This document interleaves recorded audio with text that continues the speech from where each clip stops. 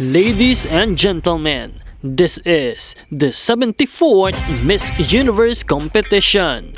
This is Nell 2204 and don't forget to like and subscribe.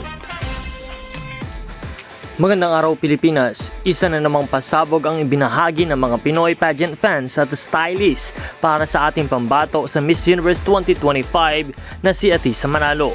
Habang papalapit na nga ang kompetisyon ng Miss Universe 2025 na gaganapin sa Thailand, hindi pa rin nagpapahuli ang ating mga creative Pinoy stylists at pageant supporters. Isa sa mga trending ngayon online ay ang evening gown ideas na ipinapakita ng mga fans. Inspired by elegance, Filipino artistry at syempre ang personality ni Atisa mismo. Makikita sa mga designs at kombinasyon ng modern sophistication at cultural symbolism. Ayon sa ilang insiders, si Atisa ay patuloy na naghahanda under the guidance of top trainers and stylists sa pageantry industry. Kaya naman kasama rito ang pasarela training, Q&A, drills at wardrobe fittings.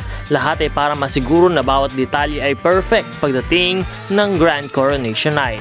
Ramdam na talaga ang excitement at support ng mga Filipino pageant fans mula sa mga narito sa Pilipinas maging sa buong mundo. Sobrang nakakatuwa dahil sa bawat design na lumalabas ay kitang-kita ang creativity ng mga Pinoy artists. Hindi lang ito basta gown kundi simbolo ng ating kultura, talento at pagmamahal sa pageantry. Marami sa mga fans ang nagsasabi na gusto nilang makita si Atisa suot ang isang gown na timeless yet daring na nagpapakita ng kanyang elegance at confidence sa Miss Universe stage. Sabi nga nila, this is Atisa's era. We're proud of you, Atisa.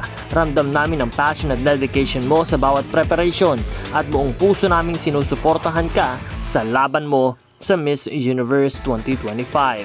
Kaya't laban lamang aming reyna. Bring home the 5th crown for the Philippines. Sa mga pageant lovers natin, anong gown concept ang nais ninyo na isuot ni Atisa para sa Miss Universe stage? Comment your thoughts below and don't forget to like, share, and subscribe para sa lahat ng mga bagong features and exclusive behind the scenes coverage. Maraming salamat po sa pag-subscribe.